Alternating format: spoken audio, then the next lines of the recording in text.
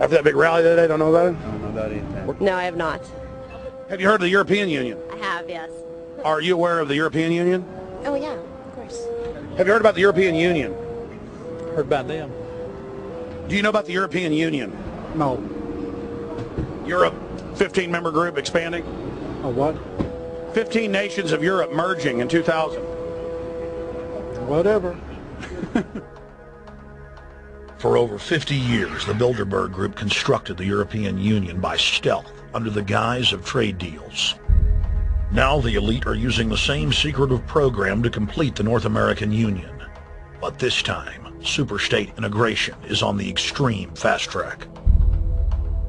International agreements like NAFTA, GATT, and APEC were just stepping stones in the formation of the NAU. The North American Union was officially born at Baylor University in Waco, Texas, on March 23, 2005. The leaders of the United States, Mexico, and Canada told the press that they were only meeting to discuss trade. It soon leaked that a secret meeting had been held during the Security and Prosperity Trilateral Summit.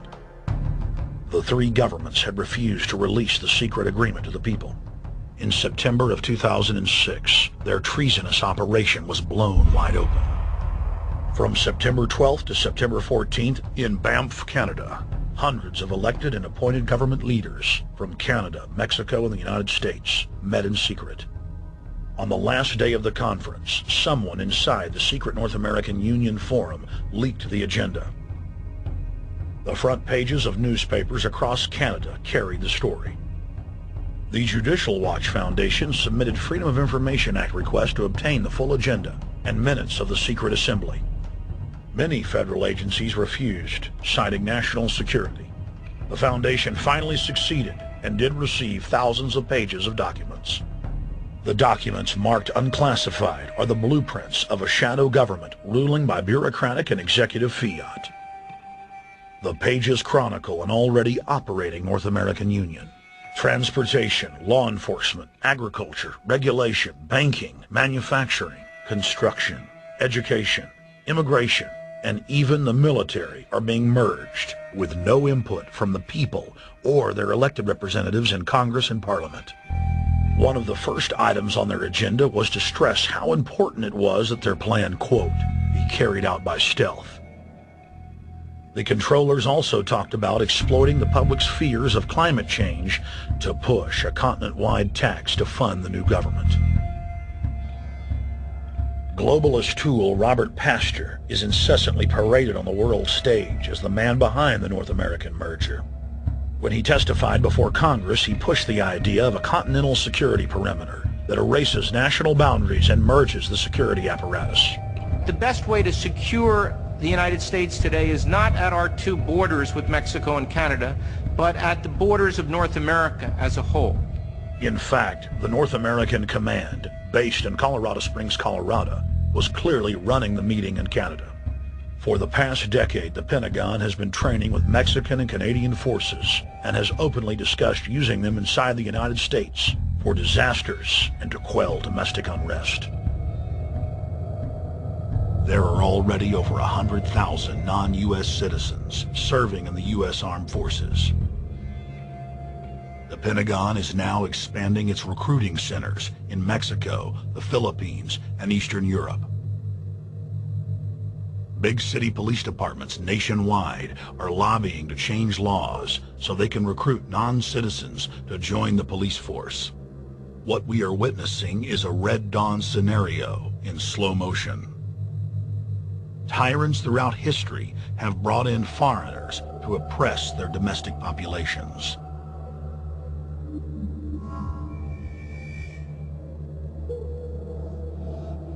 When their coup by stealth was exposed, the three governments went into damage control mode.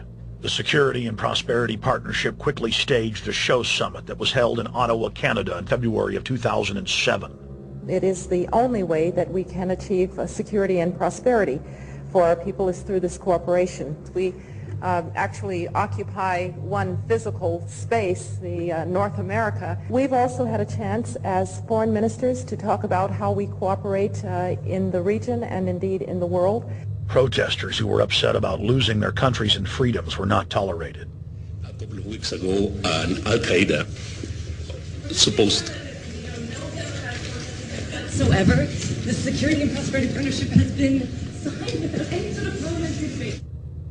Globalist publications have been open with their frustration that the population has not bought their latest PR stunt. As integration inside the European and American unions accelerates, the superstates themselves are being merged. On April 30th, 2007, a summit was held at the White House. The Security and Prosperity Partnership's secretive approach had alarmed the public. So this time, President Bush, German Chancellor Merkel, and EU Commission President Barroso hid their treachery in plain sight. Thank the Chancellor and Josie very much for the transatlantic economic integration plan. And for that too, we need to develop a common market, common standards. So this is indeed a very important agreement, and an agreement that also brings with it a Transatlantic Economic Council to be a permanent body with senior people on both sides of the Atlantic that will look at all those issues in a concrete manner, in which way we can make it move forward. The BBC reported that the US and EU had agreed on a single market. By announcing a new economic community integration, they were simply repeating what had been done in America and the EU on a larger scale. The accord states that the two blocs will aggressively push regulatory convergence in more than 35 areas, from financial services, intellectual property, military, education, mergers and acquisitions. They also agreed to jointly push a global carbon tax. We recognize that we have a problem with greenhouse gases. We agree there is a global threat, it's a serious threat. We agree there is the need to establish a limit to greenhouse gases. We need to discuss the possible pricing of CO2. How can we translate this into a market economic compatible scheme? We have agreed to establish a high-level group, a forum. This EU-US result is translated into the G8, debated together with the outreach countries, China, South Africa, Brazil, among others, and India. A global solution to a global problem. If Bilderberg succeeds, America falls. All the victimized countries lose their sovereignty. Bilderberg is not a person, it's not an idea, it's an ideal, a very powerful group of people working together and for the positions of ultimate and absolute power, destroying every constitution on earth, no matter how powerful the constitution of the nation is. That's what these people do.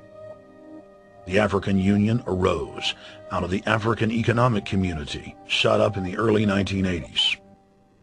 The African Union is financed by a consortium of international bodies, governments, and corporations.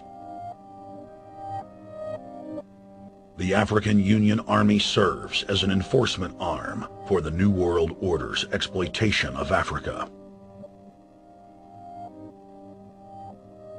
In Asia, APEC and ASEAN have announced plans to form the Asian Union,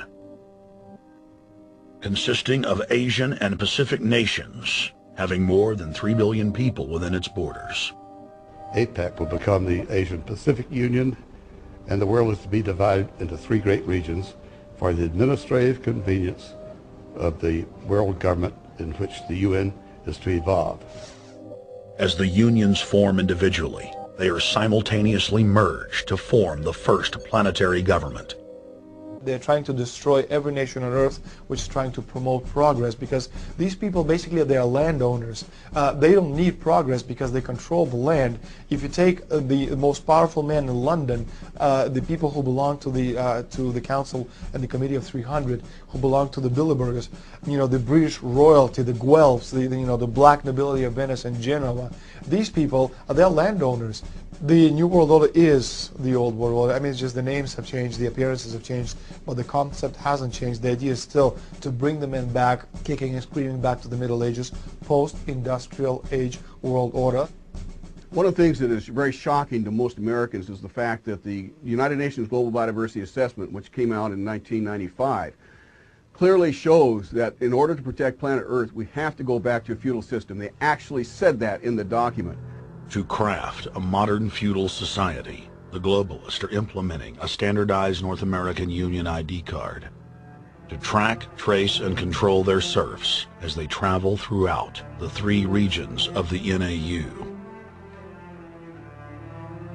Building on the massive displacement of humanity caused by globalization, the New World Order is rapidly constructing the physical infrastructure of the North American Union, the NAFTA Superhighway Control Grid. I'm Arthur Peterson, Colonel retired in the Army. I see things today that are happening that would make my friend who died in World War II turned over in their grave. To think that people would even consider confiscating land of farmers and ranchers and taking their homes away from them